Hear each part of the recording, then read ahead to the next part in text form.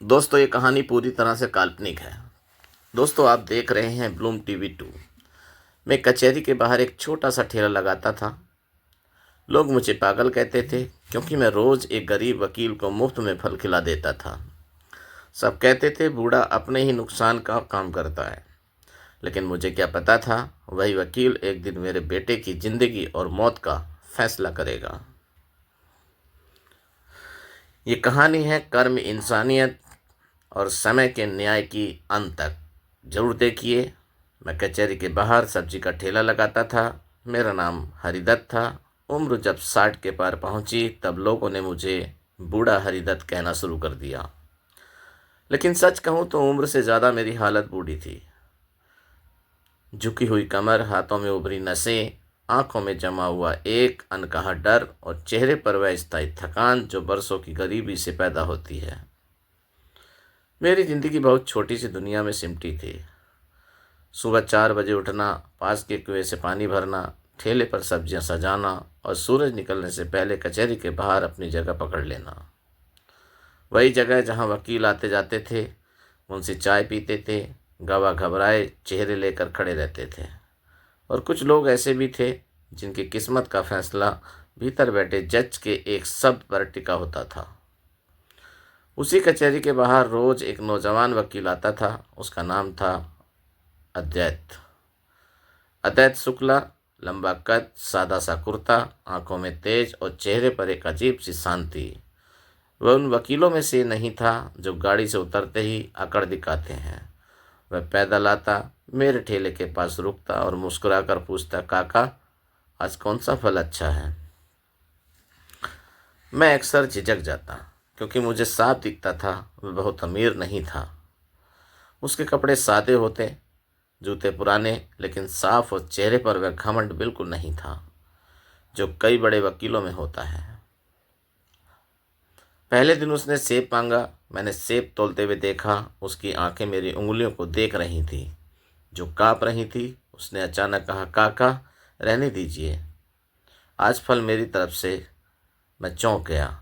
नहीं बाबू, ऐसे कैसे। वह मुस्कुराया और मेरी टोकरी में 2 सेब उठाकर अपने थैले में रख लिए। पैसे देने लगा। मैंने धीरे से कहा, एक सेब रख लो बेटा, दूसरा रहने दो। उसने मेरी तरफ देखा। उस नज़र में न दया थी न घमंड, बस अपनापन था। उस दिन के बाद यह सिलसिला रोज का हो गया। वह आता, कुछ फल लेता और जिद में करके एक फल मुफ्त दे देता। लोग मुझे ताना मारते थे, बूढ़े पागल हो गया क्या, वकील को मुफ्त में फल खिलाता है। देखना, एक दिन यही तुझे कचहरी के चक्कर लगवाएगा। मैं चुप रहता क्योंकि मुझे लगता था अगर मैं रोज किसी भूखे को एक फल खिला सकता हूँ तो इसमें घाटा क्या है।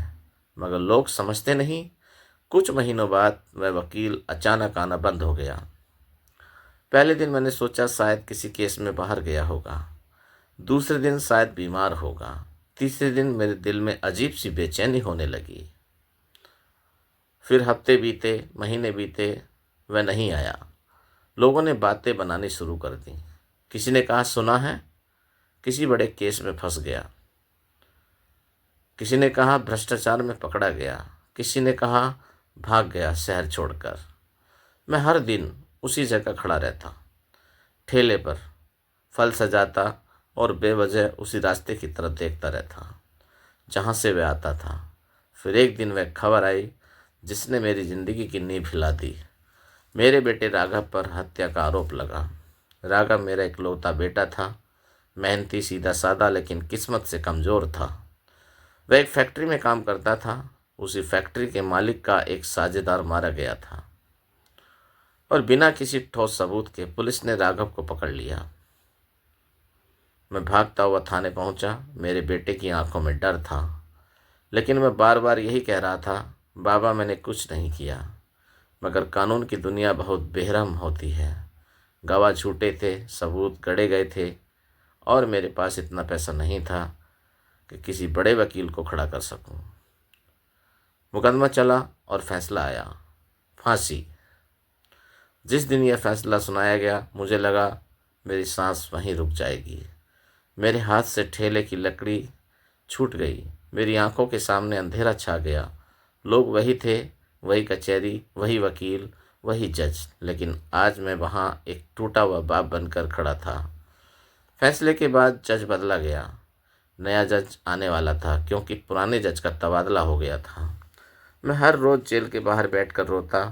मेरे पास न पैसा था, न ताकत, न कोई रास्ता। फिर एक दिन फैसले की पुनः सुनवाई वाले दिन कचहरी में हलचल मची। एक नया जज आया। जब वह कोर्ट रूम में दाखिल हुआ तो मेरी नज़र अचानक उसके चेहरे पर पड़ गई।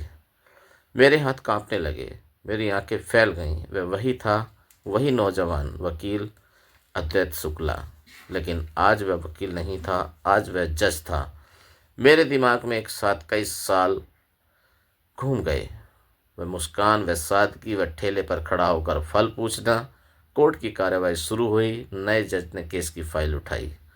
उसने पहली बार फाइल खोली और फिर अचानक उसकी नज़र मुझ पर पड़ी। मैं कटघरे के बाहर सबसे पीछे खड़ा था। हमारी आंखें मिलें। उसकी आंखों में पहचान की एक चमक आई, बहुत हल्की, लेकिन मैं समझ गया। उसने तुरंत नज़र हटा ली। पूरे दिन उसने एक एक सबूत को ध्यान से सुना, गवाहों से सवाल पूछे, पुलिस की रिपोर्ट को बार बार पढ़ा। दूसरे दिन उसने आदेश दिया, मामले की पूरी जांच दोबारा होगी। अभियोजन पक्ष घबरा गया। झूठे गवाह टूटने लगे। एक गवाह ने कबूल कर लिया कि उसे पैसे दिए गए थे। तीसरे दिन फैक्ट्री के मालिक से कड़े सवाल हुए। उसका चेहरा सफ़ेद पड़ गया। चौथे दिन असली कातिल सामने आया, वही मालिक। अंतिम दिन कोर्ट में सन्नाटा था। जज अद्वैत शुक्ला ने फैसला सुनाया, राघव निर्दोष है, उसे तुरंत रिहा किया जाए। मेरी आंखों से आंसू बहने लगे। मैं फर्श पर बैठ गया। कोर्ट खाली होने के बाद वह जज चुपचाप मेरे पास आया। मैं कांपते हुए खड़ा हुआ। साहब, उसने मेरे हाथ पकड़ लिए और बोला, काका, आज जो न्याय हुआ है वह आज से नहीं, 6 साल पहले शुरू हुआ था, जब आपने एक गरीब वकील को रोज़ एक फल खिलाया था। मेरी आवाज़ गले में अटक गई। वह बोला, उस वक्त मैं सच में बहुत गरीब था। कई दिन ऐसे थे जब मैं खाली पेट कोर्ट जाता था। आपका वह एक फल मुझे जिंदा रखता था।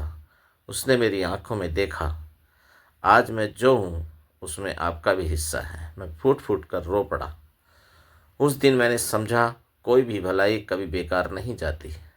कभी कभी वह सालों बाद लौट कर आती है, और तब लौटती है जब इंसान को उसकी सबसे ज़्यादा ज़रूरत होती है। उस दिन कोर्ट में सन्नाटा था। जज ने फैसला सुनाया, आरोपी निर्दोष है। मेरा बेटा बच गया और मेरी आंखों से आंसू थम नहीं रहे थे। जज मेरे पास आया और बोला, काका, आज जो न्याय हुआ है उसकी शुरुआत आपने सालों साल पहले फल से की थी। दोस्तों, यही है ज़िंदगी का सच। अच्छाई कभी बेकार नहीं जाती। अगर कहानी ने दिल छू लिया हो तो ब्लूम टीवी 2 को लाइक, शेयर और सब्सक्राइब जरूर करें, दिल से।